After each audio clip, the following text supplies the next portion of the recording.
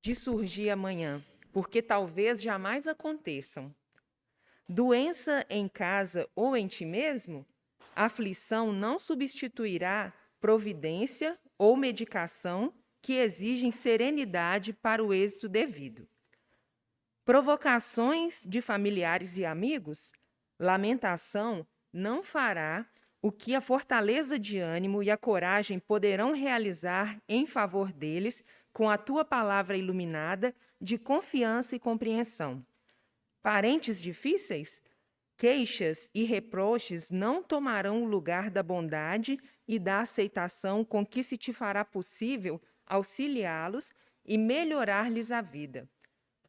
Amigos que se afastam, reprovação não trará nenhum de volta. E, se realmente estão eles em tua estima, é justo reconhecer que necessitam muito mais de bênção que de reprovação. Acidentes reclamando socorro, desespero, não se te fará útil, mas o espírito de iniciativa e de apoio fraternal conseguirá o concurso providencial de tua presença. Boatos, usa o teu arquivo de silêncio. Acusações contra alguém? Eis chegado um grande momento para o exercício da caridade. Em qualquer crise do cotidiano, recordemos que a criação de Deus está iluminada pela eficiência, mas sem qualquer marca de pressa. Para nós que somos ansiosos, né? Vamos elevar o nosso pensamento ao nosso Mestre Jesus, agradecendo mais uma semana aqui reunidos e deixando as preocupações, né, a ansiedade do lado de fora, para que a gente possa absorver o máximo possível do estudo da noite, né, que o Sidney preparou para nós. E pedimos à espiritualidade amiga, ao nosso Mestre Jesus, que esteja aqui conosco e que esteja intuindo o expositor da noite. Esteja conosco, Mestre Jesus, espiritualidade amiga, hoje e sempre, que assim seja. Pessoal, o tema do mês é Caminho, Verdade e Vida. E hoje quem vai falar para a gente é o Sidney Assis. O tema de hoje é O Tesouro Enferrujado. Sidney, fica à vontade, viu?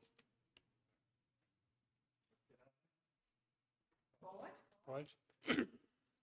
Boa noite, gente. Eu subi ali, o rapaz me perguntou assim, o expositor vai vir hoje? Eu falei assim, daqui a pouco ele chega.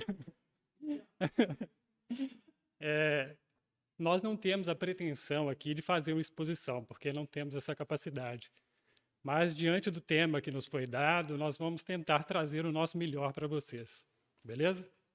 Então, vamos lá. Corria o ano 70 e as perseguições aos cristãos se avolumavam de tal forma que a cada esquina via-se o medo nos olhos daqueles que lá estavam. Nero assumia a direção de Roma e ele infligia aos cristãos uma alta gama de castigos. Eles, até então, que se reuniam nas catacumbas, não tinham mais lugar para que eles pudessem se reunir. As perseguições eram em todos os lugares. E eles, acossados pelos pretorianos, se escondiam em qualquer lugar. Isso vai correndo e as perseguições vão acontecendo e as prisões são muitas.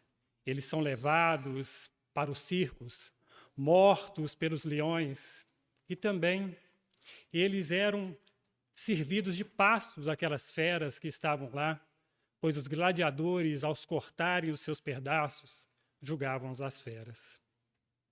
Tudo isso acontecia desde que Jesus houvera partido do mundo no ano 33. Ele, que tinha dado as bases ao cristianismo nascente, deixara os apóstolos ao seu turno, e eles, apavorados, não sabiam o que fazer.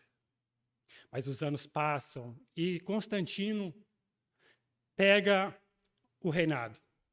Ele vai como imperador de Roma, ele que se tornara cristão também. Lançam na sua ideia um plano para que os cristãos pudessem ter a sua crença livre diante dos patrícios romanos. Corre o ano de 325 e ele compõe o Concílio de Nicéia, onde ele vai lançar as bases de um cristianismo novo. O cristianismo que seria, até hoje, né, o católico apostólico romano. Ele daria aos cristãos o direito de exercerem a sua fé, mas também ele encamparia todas aquelas divindades romanas junto da sua crença. Ele, então, lança essa ideia e, junto com os patrícios romanos, em 390, consegue lançar a Igreja Católica Apostólica Romana, onde ele pegaria, né, os nunes tutelares, os apóstolos que tinham como base a Igreja Católica, e traria novas bases para o cristianismo. Eles que não tinham nada que fazer mais contra os cristãos, porque eles cresciam de forma exponencial, acharam que naquela velha máxima, se não pode vencê-los, junte-se a eles, eles conseguiriam deter o crescimento dos novos cristãos. O ano passa e percebe-se que a igreja vai tomando forma. Mesmo assim, a política adentrava por dentro das classes eclesiásticas e o poder graçava naqueles que dominavam.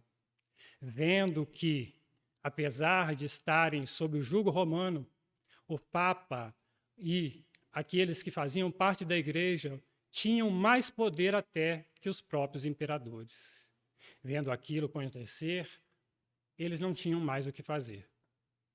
Os anos passam, as coisas acontecem, cruzadas, inquisições, guerras santas, tudo em nome de um Jesus que nunca tinha tido algo a fazer contra ninguém. Muito pelo contrário, o Cristo vinha trazer a lei de amor, a lei onde todos nós somos iguais e todos os nossos direitos têm que ser, perdi a palavra, têm que ser respeitados. Desculpa, gente, estar aqui na frente não é fácil, não. Tem que ser respeitados. Mas a Igreja Católica cresce, aceita, se avolumam, e dentro daquele contexto vê-se nascer um novo tipo de religião. Um monge, até, né, Martinho Lutero, em 517, ele lança a Reforma Protestante. A Reforma seria algo que diria encontro à Igreja Católica. Ele lança 95 teses que ele prega na porta da Igreja de Westminster contra a Igreja Católica, porque até então fazia-se comércio dentro da Igreja. Vendia-se indulgências, vendia-se simonias, vendia-se as relíquias sagradas e dava a absolvição aos pecados mediante o pagamento. Martinho Lutero é excomungado, mas, mesmo assim, ele fazia seguidores, como John Radcliffe, que tinha inspirado Lutero, Jan Hus. Eles vinham trazer também essa mensagem de renovação dentro das hostes católicas, porque algo que falava de Deus e tinha Jesus como o seu Salvador não poderia comercializar as suas indulgências. Martinho Lutero, John Calvino, eles foram os precursores da reforma protestante que hoje temos aqui ainda. Os protestantes de hoje, os evangélicos, vieram dessa levada lá de trás de Calvino e Lutero. E eles lançaram essas bases para que a religião mudasse, para que todos aqueles que estivessem diante, né, de uma casa de oração tivessem as mesmas possibilidades, porque dentro da Igreja Católica nós temos as posições de mando, temos aqueles que estão à frente, e eles queriam algo de diferente, queriam que todos pudessem dar o seu contributo à religião, não só aqueles iniciados, aqueles que passassem pelas suas fileiras de iniciação, mas todos nós, como o Espiritismo hoje quer, que nós possamos levar à frente a palavra do Cristo, independente de estarmos dentro de uma igreja, dentro de uma casa espírita, onde quer que estejamos, nós somos representantes de Jesus junto daqueles que nos buscam. Lutero, Calvino, e aquilo acontecia. E a igreja, sabendo que não tinha mais volta, lança a Contra-Reforma. Ela lança a Contra-Reforma para rebater todos aqueles pontos que eles tinham tirado da Igreja Católica como sendo algo de não muito bom. O tempo passa, as coisas se avolumam, a religião vai tomando ares que também não é a boa, porque tudo que é bom também pode ser corrompido, e as ideias de Lutero, de Calvino, vão sendo deturpadas diante do tempo, e vê-se acontecer novamente a venda, a comercialização das coisas religiosas, algo que não poderia acontecer de forma alguma. Então, no ano de 1848, acontece algo de muito interessante. As irmãs Fox, no condado de Hydesville, nos Estados Unidos da América, ouvem batidas nas tábuas da casa de madeira. A família, que era constituída por John Fox, Margaret, Kate Leah e Margaret Fox também, elas tinham mudado para pouco tempo para aquela casa. E, num dia de tormentas, de chuva muito forte, as meninas em casa, sem nada para fazer, naquele tédio que a gente sabe que os meninos têm hoje, né? Quando eles ficam em casa, não tem o celular, não tem nada, imagina naquele tempo, já ficava entediado. Então, ela ouve batidas nas tábuas daquela casa. E ela, muito curiosa, resolve rebater aquelas batidas. A batida dava uma batida, ela também dava uma batida.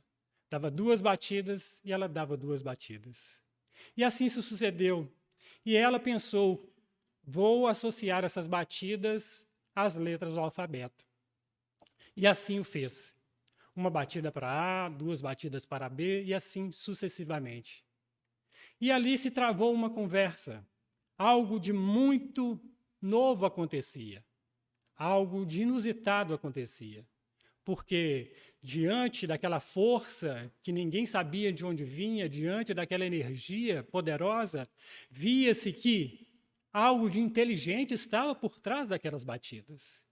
E eles foram investigando aquele fato, as meninas conversando com aquele poltergeist, né, com aquela entidade por trás daquelas batidas, e descobriu-se algo muito interessante. Antes que a família Fox mudasse para aquela casa, morava lá um casal. E num dia de muita chuva, passou um caixeiro viajante pelaquela localidade e pediu pouso naquela casa. Eles o acolheram, mas, vendo que ele tinha dinheiro e muitas coisas, eles o mataram e enterraram no porão da casa. Então, as meninas, conversando com aquela energia, foram descobrir que era a alma daquele caixeiro viajante. Era o homem que tinha morrido ali naquela casa e que estava enterrado lá. Ele contou a história, aquilo correu pelo povoado inteiro e logo, né, sabemos que a espiritualidade, naquele movimento organizado de trazer ao mundo coisas diferenciadas e novas, deu-se logo uma ideia a um dos vizinhos daquelas meninas para que elas colocassem uma prancha e as letras do alfabeto. E enquanto, né, aquela força ia movendo a prancha na direção das letras, se formavam frases e até textos.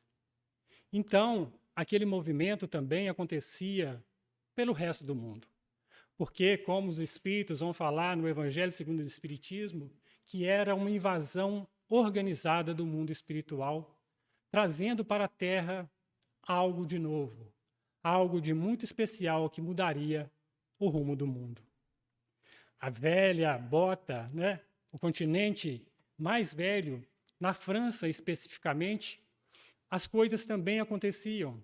Movimentos de mesas, cadeiras, fenômenos parecidíssimos com aquele que aconteciam lá em Hydesville, as famosas mesas girantes, as mesas tripóides, mesas de 3 pernas, que voavam pelo ambiente, rodopiavam, faziam estripulias, E as pessoas, naquele momento, nos salões, eles apenas queriam aqueles fenômenos como se fossem uma diversão. Todas as noites as coisas aconteciam, os salões enchiam de gente, mas diante daqueles que viam apenas frivolidades naqueles acontecimentos, também tinham pessoas interessadas naquele fenômeno, em aprofundar aquela história, em saber o que estava atrás daquele fato. Homens de ciências, literatos, filósofos, acorriam àqueles salões para ver o que acontecia. E uma dessas pessoas era o senhor Fortier. Senhor Fortier, homem também de muito conhecimento, frequentava aquelas reuniões e quando ele percebeu que por trás daqueles fenômenos poderia haver algo de muito sério e de muito novo, ele acorreu a um de seus amigos, o senhor Hippolyte Léon Denisard Rivail, homem muito culto, um intelecto muito aguçado e de uma moralidade também muito alta.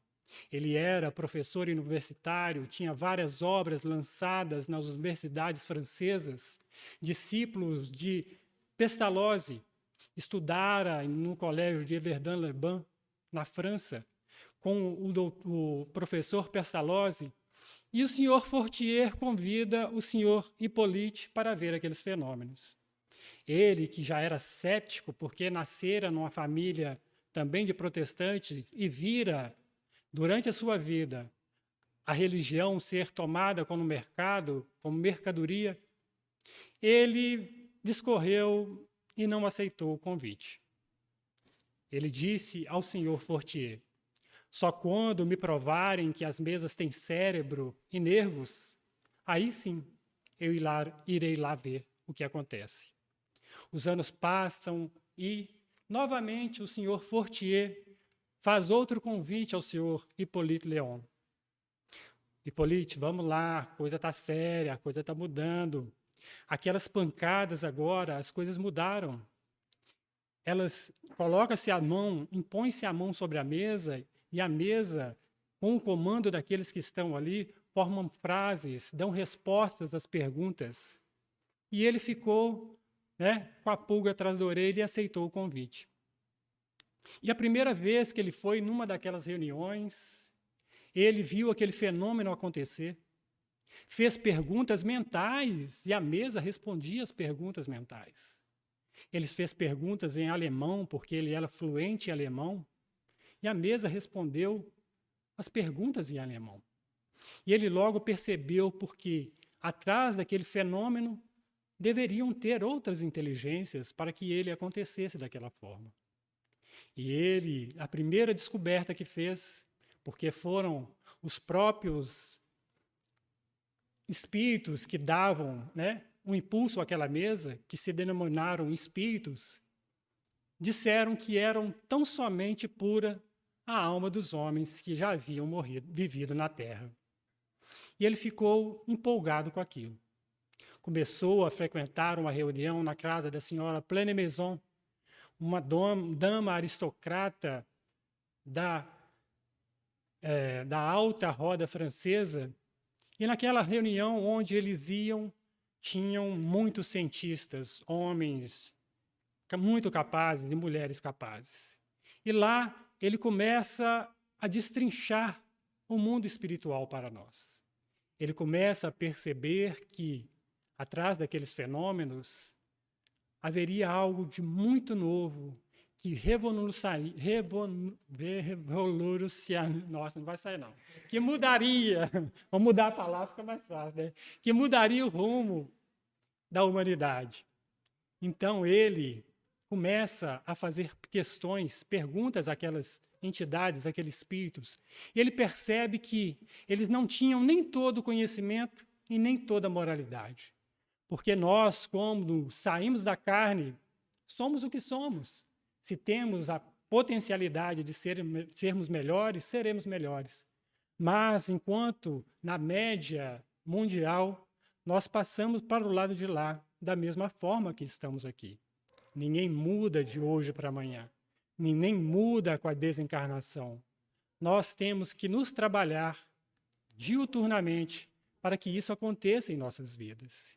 E ele, percebendo isso, começou a formular questões, e aquela gama de questões que já havia sido feita por eles toma um volume muito maior quando sabem que ele, o senhor Hipólite, aquele homem muito capaz, toma a frente da investigação daqueles fenômenos.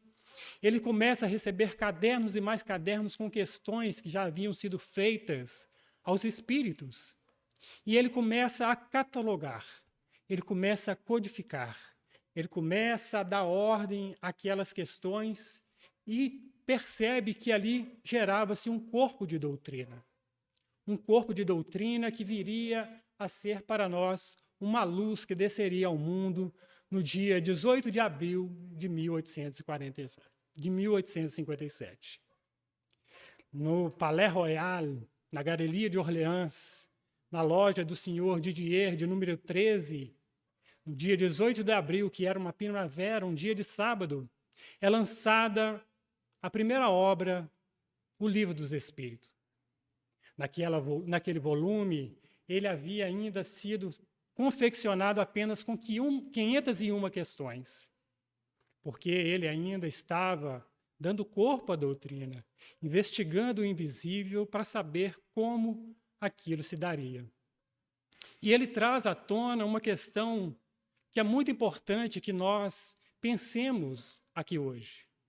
Ele traz uma questão do seu número 1 de O Livro dos Espíritos, que ele pergunta: que é Deus?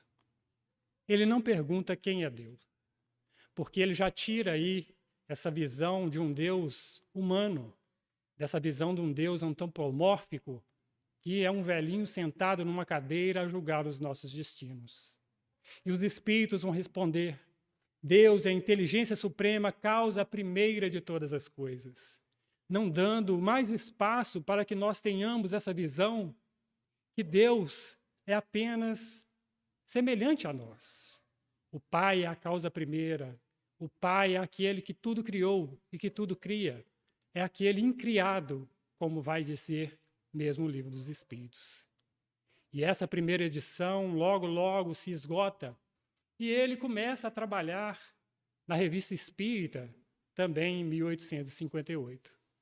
Nós vamos perceber que, dentre as obras básicas que Kardec vai trazer para nós, eu acho que precisamos falar do porquê do Kardec, porque antes que ele fosse Kardec, ele era Hippolyte Léon Denisard Rivail, mas de uma comunicação que fora trazida por uma médium, disse ser ele, numa encarnação passada, um sacerdote druida de nome Allan Kardec.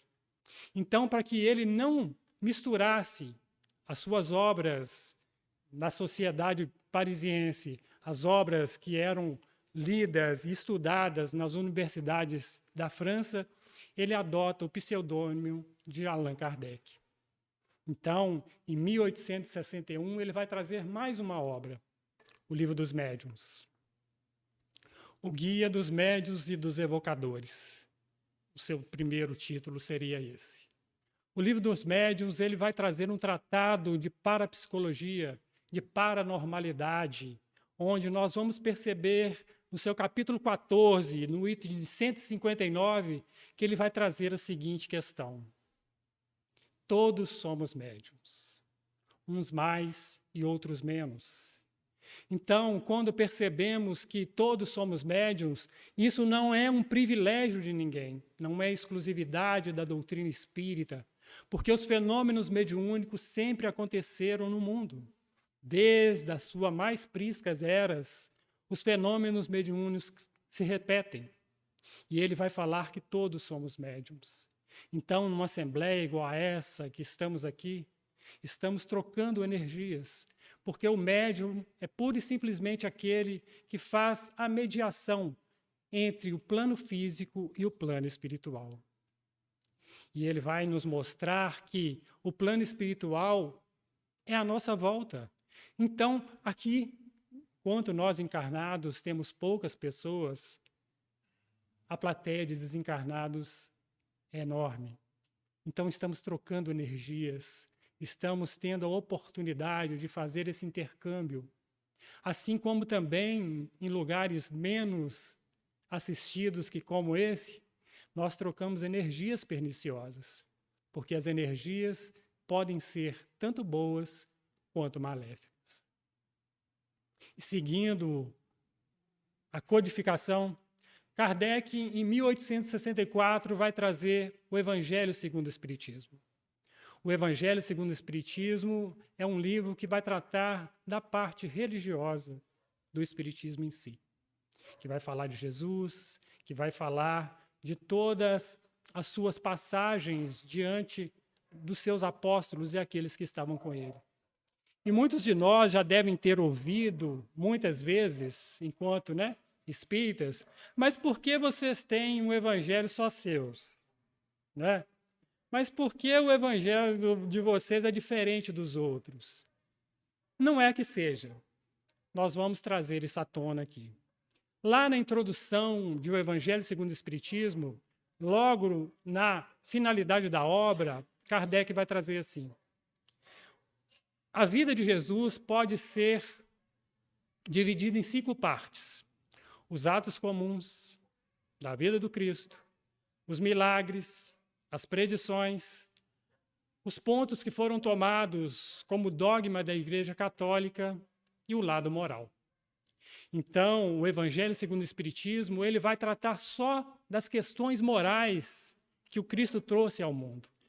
Ele não vai entrar em conflito com aqueles outros, porque nós percebemos que as religiões vigentes, elas tomam todos esses pontos e acabam sendo ponto de discórdia entre todos nós. A religião, que deveria ser algo que unisse todos os povos, nós percebemos que os pontos que estão ali, milagres, predições, pontos tomados como dogmas da igreja, acabam fazendo uma separação. E os espíritos, na sabedoria que tiveram, trouxeram apenas os aspectos morais dentro da doutrina espírita.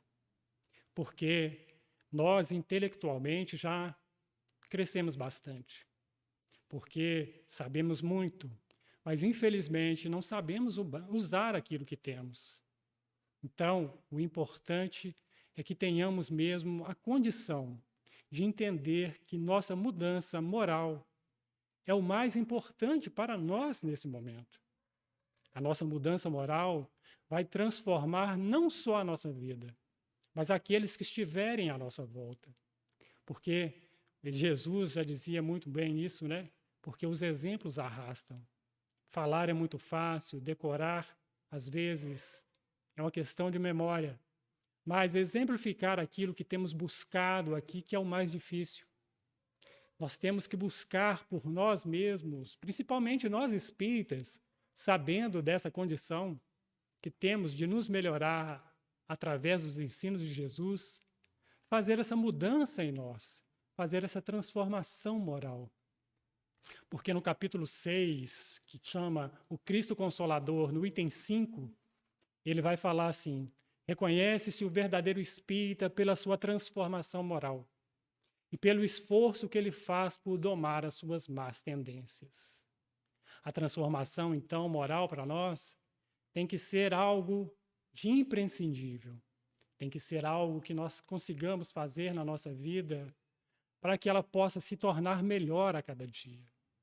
O Evangelho segundo o Espiritismo abre o seu primeiro capítulo com o tema: não vim destruir a lei. Porque Jesus mesmo disse: eu não vim destruir a lei, vim apenas cumpri-la. A lei de amor e de caridade. A lei de amor é algo que nós temos que ter em mente, que em qualquer momento de nossas vidas nós deveremos utilizá-la. E vai fechar no seu 28º capítulo com a coletânea de preces espíritas, onde ele vai trazer para nós esse manancial, porque a gente fala, mas por que preces, né? Porque tem um capítulo dentro do Evangelho que vai falar, né? Quando fordes orar, entre para o teu quarto íntimo e peça ao Pai em segredo, e Ele, que sabe o que passa dentro de ti, vai te ajudar. Mas tem muitas vezes nas nossas vidas que nós estamos tão atribulados, com a nossa cabeça tão cheia de coisas, que nem uma Ave Maria e um Pai Nosso nós conseguimos fazer. Tem momento em que as coisas estão tão difíceis que nós não conseguimos parar para raciocinar nas palavras que dirigiríamos a Deus. Como nós falamos palavras, é uma forma genérica, porque os pensamentos também valem.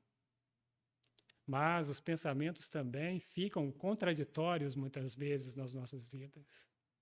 Nós não conseguimos entabular uma frase, conseguir fazer duas palavras. Tem muita gente que tem dificuldade, que senta na cama para fazer uma prece e já dorme. Então nós temos que ter também essa possibilidade dentro do Evangelho segundo o Espiritismo, de ter preces formuladas pelos Espíritos, para que nós tenhamos, num momento de dificuldade, consigamos lá folhear aquelas páginas e ler, porque ler é mais fácil às vezes do pensar. Porque nós lemos às vezes e nem percebemos, né? Então ler também é mais fácil. Então o Evangelho segundo o Espiritismo, essa terceira obra, ela é de fundamental importância na nossa vida. Porque lá, na sua introdução também, nós vamos ver um período, né, uma frase, um textinho do Espírito de Verdade, que ele fala assim: os Espíritos do Senhor, que são as vozes do céu, tal qual um grande exército que se movimenta ao chamar, a ser chamado pelas suas vozes, são esses Espíritos que vêm acorrer a nossa vida, estar conosco no nosso dia a dia, os nossos protetores, os espíritos familiares, todos aqueles que fazem parte da nossa vida, todos aqueles que fazem parte do nosso grupo familiar e que nos querem bem. Então nós temos a possibilidade de estar com ele. Temos também o céu e o inferno, a quarta obra do Pentateuco kardeciano. O céu e o inferno é uma obra que ele tem o escopo, o objetivo da justiça divina à luz da doutrina espírita. Ele vai trazer o porvir e o nada, o temor da morte, o céu e o inferno, o purgatório, as penas eternas, os anjos, os demônios. São questões que nós, no nosso dia a dia, temos escutado as pessoas falarem e, às vezes, não nos damos conta de quanto isso é importante ser vivenciado e entendido por nós. Porque se formos pegar a Igreja Católica e os nossos irmãos protestantes, nós vamos perceber que Deus ainda é aquele que pune, que se vinga, que faz algo com seus filhos como que se fossem subordinados, seus servos que estivessem fazendo coisas erradas. Não, Deus é Pai. E o Pai sempre quer o melhor para os seus filhos. Já dizia Jesus, né? Se vós que sois maus, quando teu filho te pede um pão, não te dá uma pedra, quando ele te pede um peixe, você não lhe dá uma cobra, quem mais é o Pai que estás nos céus? Então, o Céu e o Inferno, ele é um livro fundamental para que nós entendamos da doutrina espírita. Nós temos que perceber que a doutrina espírita tem que ser vivenciada, estudada, conhecida por nós. Nós, muitas vezes, chegamos ao centro espírita e não temos essa curiosidade de compulsar as obras básicas. Porque, se é básico, é para que nós saibamos que está ali. Igual nós vemos ali, né, os princípios básicos da doutrina espírita. Então, nós temos que ter essa consciência de saber, pelo menos, o que fala aquela matéria. Não temos a obrigação de conhecer tudo, mas temos, sim, que conhecer o que está ali, de saber o que está, saber se tem, porque as pessoas nos confrontam na rua, um confronto bom, gente, eu não quero falar aqui um confronto de ameaça, de forma nenhuma, né? Que quando bate lá na sua porta o evangélico, ele traz a mensagem dele, ele sabe daquilo. Se nós quisermos conversar com ele, nós vamos ter que saber também. Não vamos entrar em contendas estéreis, não vamos discutir, mas vamos ter o nosso ponto de vista. Porque se eles podem ter o ponto de vista deles, nós também podemos ter os nossos. Então é importante que nós conhecemos isso. E no capítulo 7 do Céu e Inferno traz algo muito de interessante para que nós saibamos. Nós vivemos num mundo hoje de muitas aflições. Sabemos que estamos num mundo de provas e expiações, né? E ele vai trazer algo interessante para nós nesse capítulo 7, que ele vai tratar das penas futuras, segundo o Espiritismo. E o capítulo 7, ele tem um tema que trata do Código Penal da vida futura. E ele tem 33 itens, mas no item 16, ele vai trazer algo que vai mudar a nossa visão sobre as nossas dificuldades aqui na Terra. Ele vai falar que quando nós fazemos algo de errado, nós temos apenas 3 caminhos para que nós possamos reverter essas coisas. Primeiro, o arrependimento, porque quando nós nos arrependemos, nós nos colocamos na direção da mudança daquilo. E ele fala lá que o arrependimento só em si não serve. Nós precisamos expiar aquelas dificuldades que fizemos os outros passar. Arrependimento, expiação e o terceiro, que é o mais importante para nós, que é a reparação dos nossos atos. Reparando os nossos atos, nós vamos abrir o caminho para que nós possamos seguir com mais facilidade. E hoje nós estamos nesse planeta de provas e expiações para que a gente possa reparar os nossos atos, mudar a trajetória dos nossos caminhos, escolher algo de novo, algo de mais importante, algo que realmente nos dê a possibilidade de crescer enquanto pessoas, enquanto ser humano, enquanto irmãos uns dos outros. E isso é muito bonito quando trata-se lá no céu e inferno. Então, partimos para a quinta obra, a Gênese. Aí nós vamos fazer uma comparação, né? Por que o Espiritismo colocou lá no final a Gênese se é o começo? Né? A gente pega a Bíblia, a gente logo abre e está lá a Gênese. E os espíritos, né, com a sapiência que tiveram, quiseram nos dar primeiro uma base fundamentada de tudo aquilo que nós precisávamos saber para chegar nesse ponto. Porque quando se fala da criação do mundo, né, de 7 dias, nós, quando estudamos o Espiritismo, percebemos a impossibilidade disso. Sabemos que Deus pode tudo, né? Isso é certo. Mas a ciência comprova que os períodos geológicos eles demoram milhares e milhares de anos. Então a Gênese está lá atrás, né, do Pentateuco, a última obra, para que quando a gente chegue lá na Gênese, nós tenhamos a facilidade de entender tudo que está lá. Porque ele vai tratar do bem e do mal, das leis e das forças, a criação primária, a criação universal, os sóis, os planetas. Ele vai trazer um compilado das coisas materiais, das coisas que estão patentes na nossa vida, para que a gente possa entender com um cunho científico, com a visão científica, não só com a visão, né, religiosa, não só com a visão apaixonada que temos às vezes das coisas, mas com um raciocínio lógico naquilo que está acontecendo. Porque o Espiritismo nos traz um tipo de fé, um tipo de crença, um tipo de visão, onde nós precisamos raciocinar sobre tudo aquilo que nos é trazido. Não é porque hoje eu estou falando aqui para vocês que vocês têm que acreditar em tudo que eu falo. Vamos lembrar lá, no começo do Espiritismo, o primeiro livro, o Livro dos Espíritos, ele foi feito com perguntas e respostas. Com perguntas de Kardec, aqueles espíritos, e eles traziam as respostas, ele ia comparando uma com a outra para tirar algo que fosse consentâneo, igual, parecido, muito justo. E nós temos que ser assim.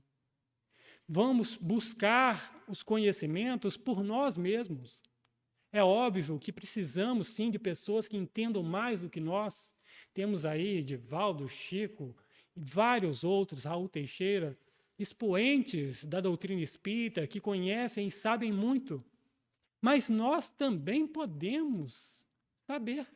Nós temos a capacidade do raciocínio que nos difere das outras criaturas que estão conosco e que nos dá a possibilidade de buscarmos por nós mesmos, tirar de nós essa postura igrejista, de virmos aqui, assentar nessas cadeiras, tomar o passe, beber a água fluidificada e ir embora para casa. Vamos fazer por nós mesmos. Vamos caminhar com as nossas próprias pernas. Vamos fazer com que a nossa experiência de vida seja enriquecida a cada momento que estivermos aqui. Eu ouvi de um amigo evangélico uma frase que é fantástica. Ele fala assim: conhecimento não ocupa espaço. Isso é certo. Quanto mais nós buscamos o conhecimento para nós, quanto mais colocamos para dentro, temos a possibilidade de externar com mais facilidade. Quanto mais nós buscamos nos enriquecer de conhecimento e moralidade, mais seremos capazes de dar àqueles que estão conosco aquilo que eles necessitam.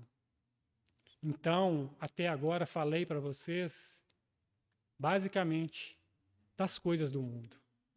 Nós vimos lá atrás que as religiões, a cada vez, cresciam mais, mas se enriqueciam mais. Buscavam os tesouros que enferrujam, que se perdem.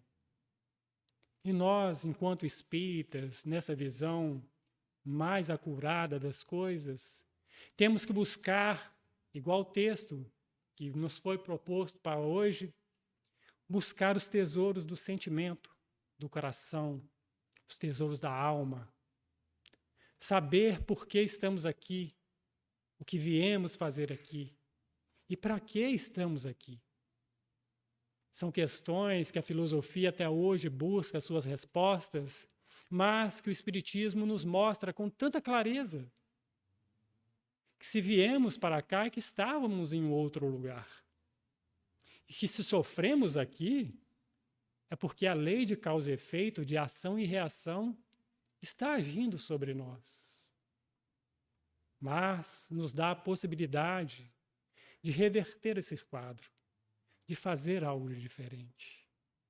Quando pensamos nos tesouros que não podem ser enferrujados e nem comidos pelas traças, nós vamos buscar sempre no aspecto do conhecimento, porque o Livro dos Espíritos vai nos falar numa questão, uma pergunta aos Espíritos que vai ser assim: o que vem primeiro? A evolução intelectual ou a evolução moral? Muitos de nós ainda vamos pensar que o lado moral vai vir primeiro. Não, mas os Espíritos respondem que nós precisamos primeiro conhecer para fazer melhor. Então, o conhecimento é algo que é imprescindível nas nossas relações diárias. Porque quando nós sabemos mais, nós podemos mais, nós fazemos mais e muito melhor. Busquemos os tesouros que habitam o nosso coração. Busquemos os tesouros que a ferrugem não pode comer. Vamos lembrar do livro do Pequeno Príncipe, onde o Pequeno Príncipe trava uma conversa com a raposa e ela fala, né? Me cativas. E ele pergunta, o que é cativar? Cativar é se importar. E ele responde. Aí mais para frente no diálogo ele vai falar assim: tu te tornas eternamente responsável por aquilo que cativas. Nós sabemos que as nossas relações no mundo com as pessoas são difíceis, não vamos mentir. as relações de marido e mulher, pai e filho, esposa e marido, é muito difícil às vezes. Mas temos a visão que, se estamos juntos, é por um motivo. Se Deus nos colocou unidos dentro do mesmo ambiente, é porque necessitamos estar com aqueles que estão ali para fazer algo de diferente. Muitas vezes vemos dentro de nosso próprio lar pessoas totalmente diferentes de nós, comportamentos, atitudes. E nós temos que aprender com elas, assim como elas aprendem conosco. Não estamos aqui falando que somos melhores que os outros, muito pelo contrário. Sabemos também que às vezes somos muito difíceis. Mas, na vida, né, tereis aflições, como diria Jesus. E as aflições são essas. Nós buscamos a reparação dos nossos atos junto daqueles que estão conosco, diante dessas expiações, dessas dificuldades diárias. E nós precisamos aprender a nos calar muitas vezes, a dar o direito ao outro muitas vezes, a ceder às vezes em algum ponto para que as coisas não piorem. Porque nós hoje conhecemos, nós hoje sabemos o quanto é importante a relação que temos uns para com os outros. Nós temos que ter isso em mente para que nossas vidas sejam, no mínimo, melhores junto daqueles que estão conosco. E ainda pensando aqui, eu, comigo mesmo, lá no Pequeno Príncipe, quando ele fala das coisas imponderáveis da vida, ele vai falar algo de muito importante para todos nós. Ele fala que é essencial à vida, é invisível aos olhos. E isso a ferrugem não come nunca, gente. O amor, o carinho, a afeição, o cuidado. Todos esses pontos que nos levam a ter uma relação boa com os outros são os tesouros que nós devemos buscar, cultivar nesse campo ainda bem árido dos nossos corações. Quando nós colocarmos em prática tudo isso, nós vamos ter a possibilidade bem mais simples e bem mais fácil de nos relacionarmos. A doutrina espírita vem em nosso auxílio nesse aspecto. Ela traz as bases de um bom relacionamento, ela traz as bases de um bom desenvolvimento com aqueles que estiverem conosco. E ela sempre será algo de imprescindível na nossa vida. Tudo que nós buscarmos de conhecimento, de entendimento de todas as matérias, nós vamos encontrar dentro de O Livro dos Espíritos ou de alguma obra básica. Basta procurarmos. Nós, às vezes, temos alguma dúvida sobre alguma questão, sobre alguma pergunta que nos foi trazida, e quando começamos a compulsar aquelas páginas, rapidinho a gente aprende de novo o que está escrito ali. É o estudo, é a busca, é o entendimento que vai fazer com que nós realmente mudemos essa qualidade de vida que temos tido até hoje. Pensamos, às vezes, né, que é muito difícil ser espírita. Nós escutamos muito isso. Mas quem diz que seria fácil? Essa que é a questão. Se nós buscamos uma mudança, qual mudança é fácil? Sempre que... Hoje mesmo eu vi um caminhão de mudança. Cada vez que se faz uma mudança, os móveis vão ficando piores, não é assim? Aquela coisa horrorosa às vezes. Um caminhão de mudança exemplifica muito bem isso. E quando fala de reformar, é mais ou menos parecido. Você arreda uma coisa para lá, você puxa outra para cá, quebra dali, conserta de cá, e as coisas vão se modificando. Então é isso a mudança em si. É desorganizar tudo aquilo que está ali para organizar novamente. Tem até, né, no Livro dos Espíritos, vai tratar da lei de destruição, que vai falar disso também, né? Que às vezes nós estamos vendo a guerra, a gente pensa na guerra como algo horrendo, realmente é. Mas se nós formos olhar na história, todas as guerras, após as grandes guerras, o crescimento foi exponencial, foi muito grande. Deus se utiliza das coisas ruins para que nós consigamos fazer coisas melhores. Temos visto nesses dias de guerra a solidariedade ser muito alta, muito grande. Pessoas recebendo estranhos em suas casas. Dias normais nós não vemos isso. Dias normais nós não temos essa possibilidade de entrar nessa aura que envolve a todos nós, de querer acolher, de querer ajudar, de querer fazer algo pelos outros. E sempre que nós pensamos assim, nós vamos perceber que temos possibilidades de fazer mais.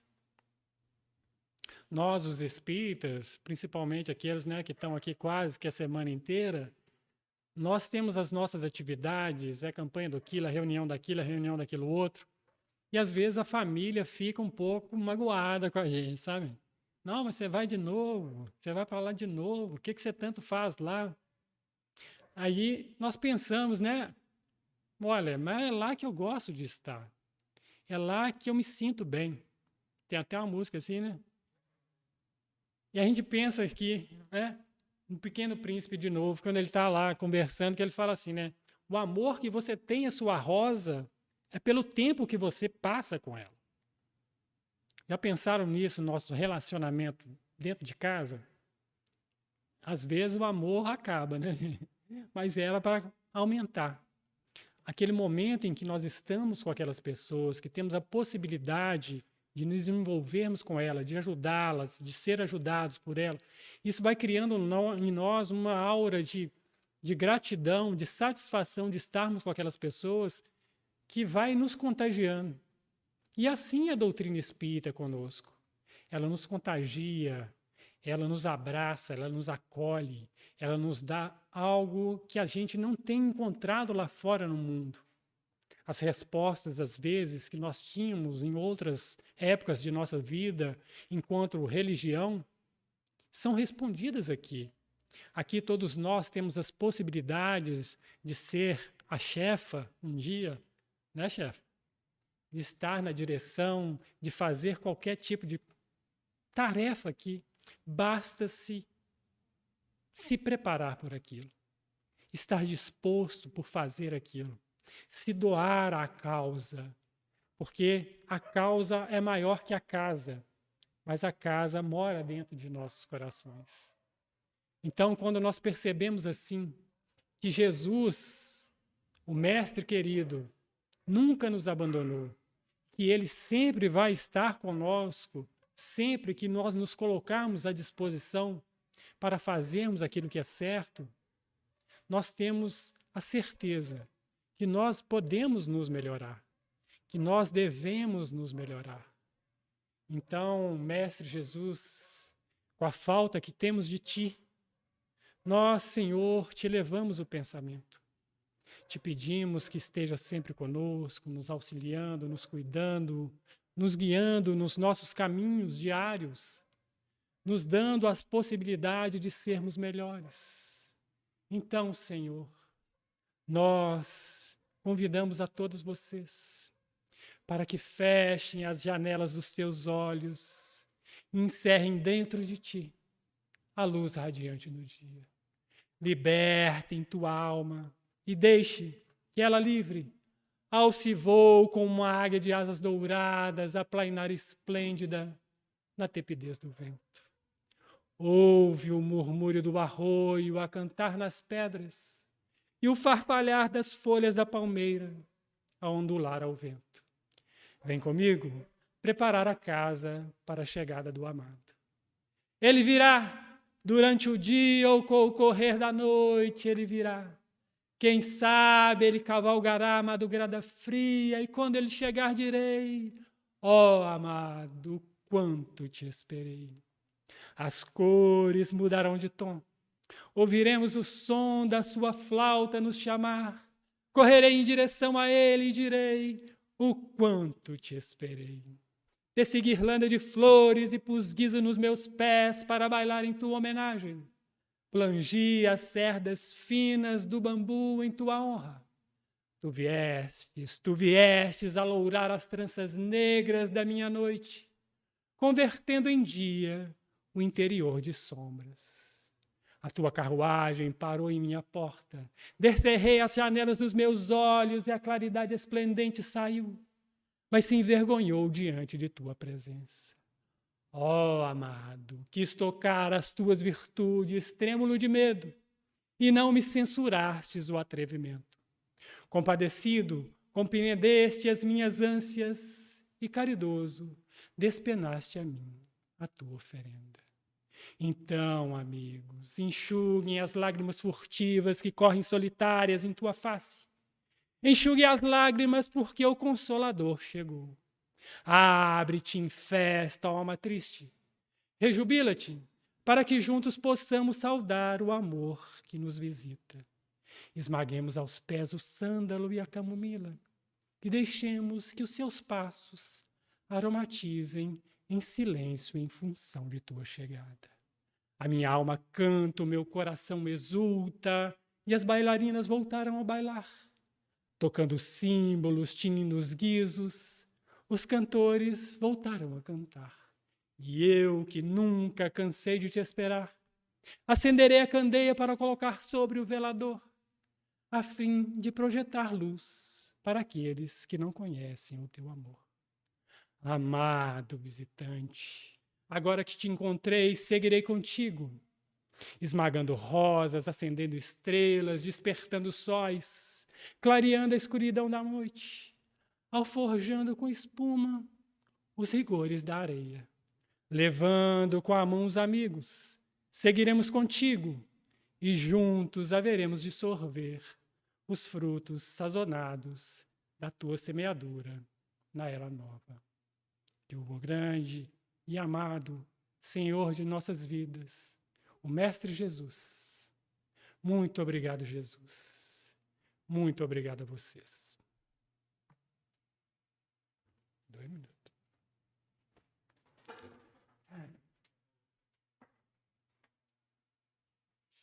Sidney, nós que agradecemos, viu? A gente fica até flutuando, né, gente? Até mais leve depois de uma oração dessa. Que Jesus te abençoe. Pessoal, na semana que vem, o tema é testemunho e quem vai falar para a gente é o André Brasil. Eu deixei o livro para... O livro que vai ser esse aqui, ó. Ecos do Passado, Sérgio Chimati, romance inspirado pelo espírito Anneli. Pode? Não peguei, né? Fechando isso aqui. 31. Ninguém?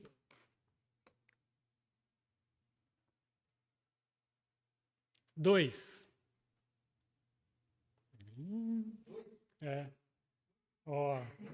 Aí não pode não, hein?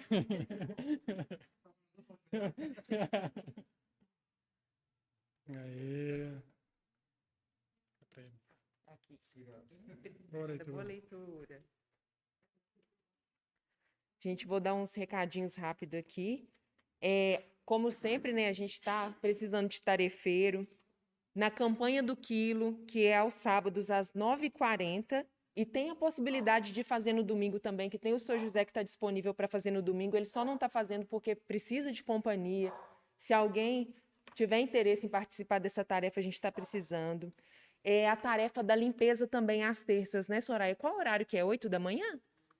Estamos precisando também, né, de pessoas para ajudar, para proporcionar esse ambiente limpinho que a gente está aqui assistindo a palestra. É uma tarefa muito importante, a gente está precisando também.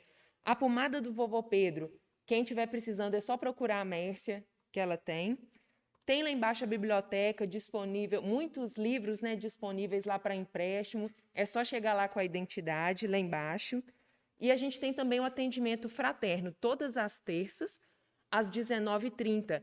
Quem estiver precisando desabafar, um ombro amigo, conversar. Tem pessoas lá embaixo preparadas para receber, só chegar às 19h30, tá, gente? E quem tiver o desejo de receber o passe, é só permanecer aí sentado no lugar que a gente vai chamar, tá bom? Depois que apagarem as luzes. Eu vou pedir...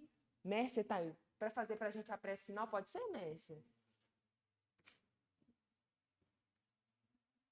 Vai vir aqui.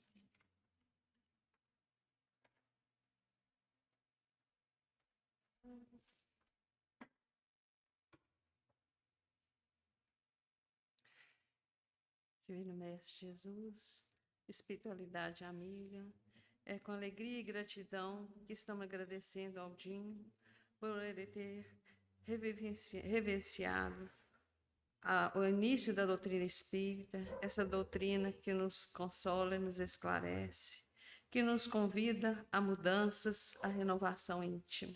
Abençoa, Jesus, os nossos propósitos, que a gente possa ser amanhã melhores do que hoje, que a nossa responsabilidade é muito grande, porque Jesus nos disse, a quem muito foi dado, a muito será cobrado.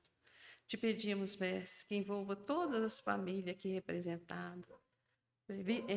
Pedimos vibrações a todas as famílias lá fora, os lares, que haja mais luz e entendimento. Pedimos também, Senhor, por aqueles que se encontram nos leitos de dores, nos manicômios, nos leprosários, nos asilos, nos orfanatos, nos presídios. Pedimos também, Senhor, por aqueles que se encontram em guerra. Enfim, Mestre, pedimos pela paz no mundo. Ajuda-nos, Divino Amigo, a sairmos daqui, levando essas vibrações de paz, de aprendizado que tivemos nessa noite. Fique conosco, Divino Amigo, hoje, agora e sempre, que assim seja, graças a Deus. Boa noite a todos, que Jesus os acompanhe.